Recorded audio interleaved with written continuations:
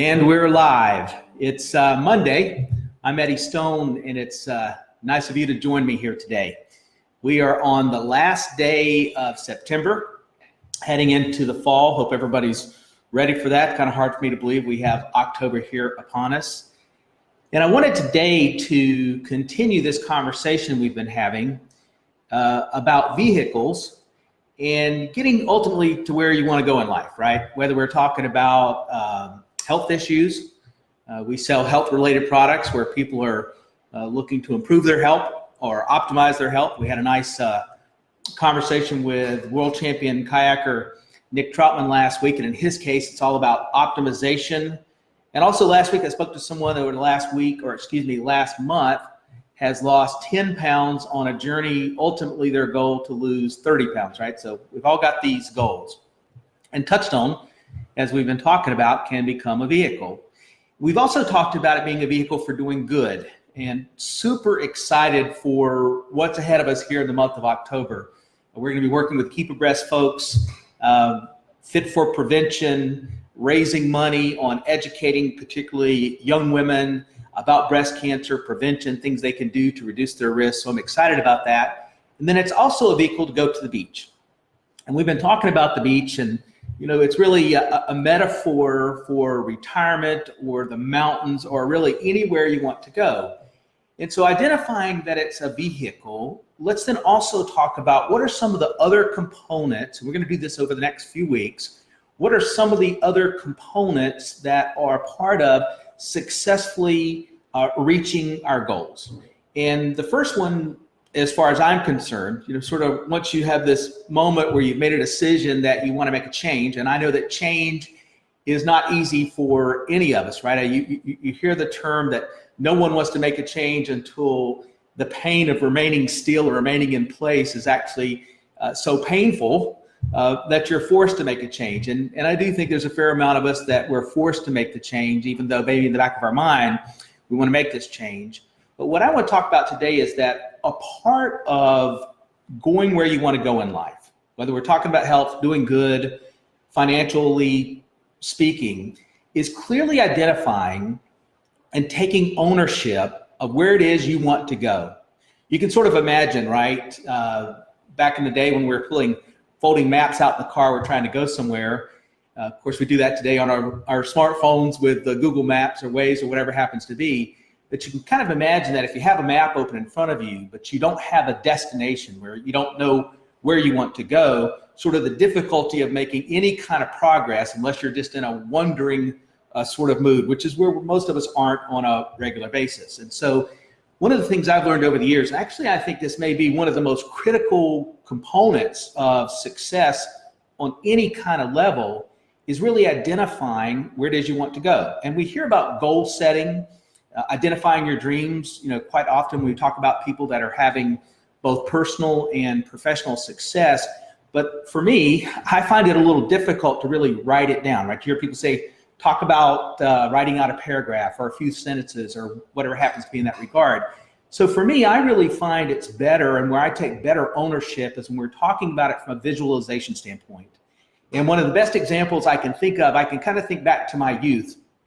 Only modestly athletic when I was growing up, but still I found myself in the backyard playing basketball. I grew up in ACC country here in North Carolina, and I was forever envisioning myself at the end of the game, 3, 2, 1, I'm taking the shot to win the national championship or win the game or whatever happens to be. I think kids are really remarkable at their ability to do that. And I know that fuels a lot of kids. And the recent World Cup success that the USA women had, Megan Rapinoe, I think, was just named the best soccer player on the globe this past year. She talked about when she was setting up to take those goal kicks towards the end of the game or a penalty kick. She said, you know, I've done that 1,000,000 times in my head. I visualize it, I've seen it, and that played a massive role in my success.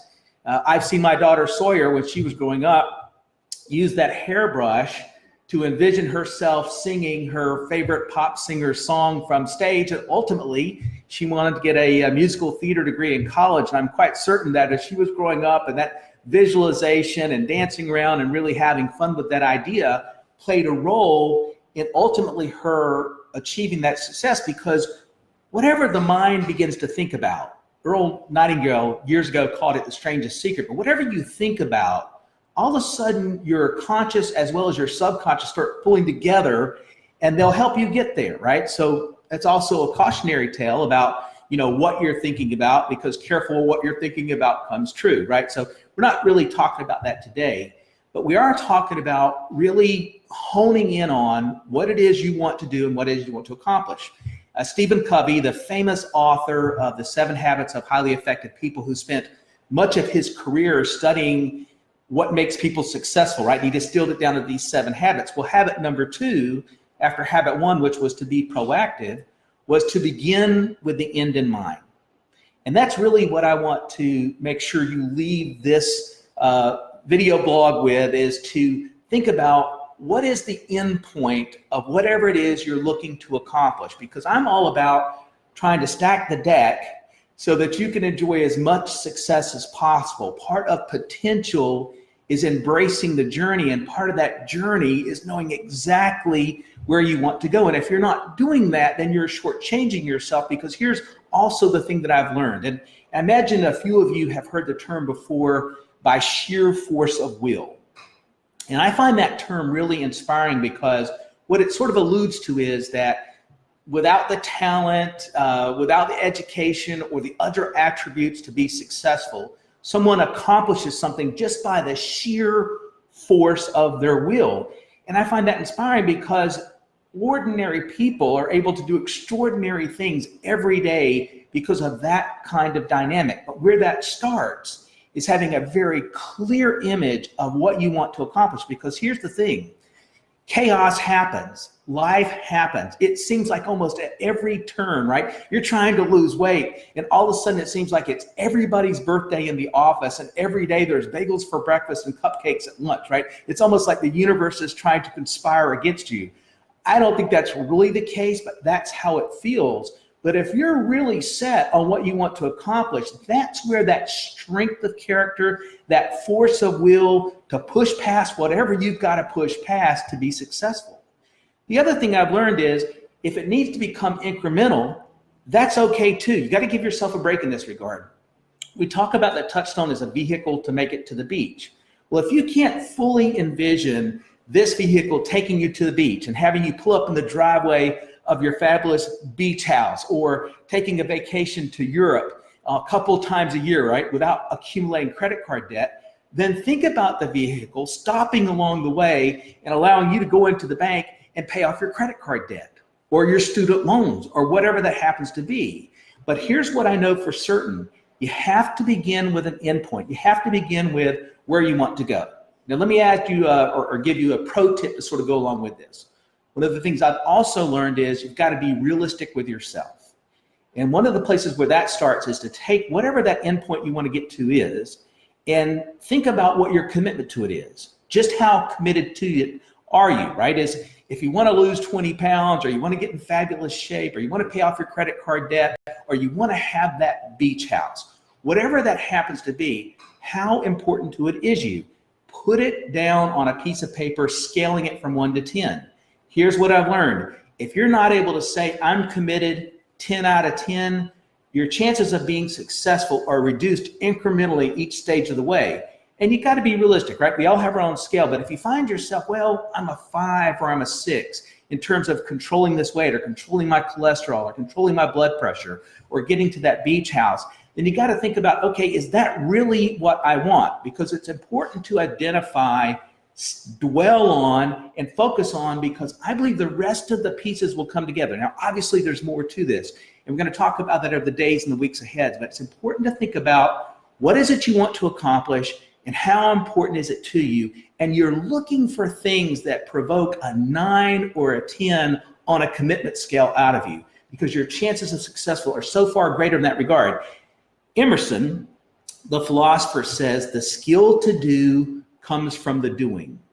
Well, if you know where you want to go, you're in a vehicle and you're out there every day doing the tasks, doing the things necessary to be successful, the skills will catch up to the vision, and you'll have that chance to be successful in the way that you want to.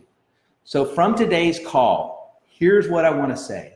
Make sure you're dwelling on and visualizing exactly what it is that you want to accomplish, that you're realistic with yourself about your level of commitment to it, and keep that vision in front of your mind, right? Forefront of your mind as you're taking those actions necessary to be successful. Every day, ordinary people do extraordinary things. And I don't think any of you are ordinary, but I do think it's representative of what we all know is possible if the will to succeed is matched up with the vision of where we want to go. I really appreciate the chance to be with you today. Let's go out there and serve as many people as we can this week and make it the best beginning to October it can possibly be. Bye now.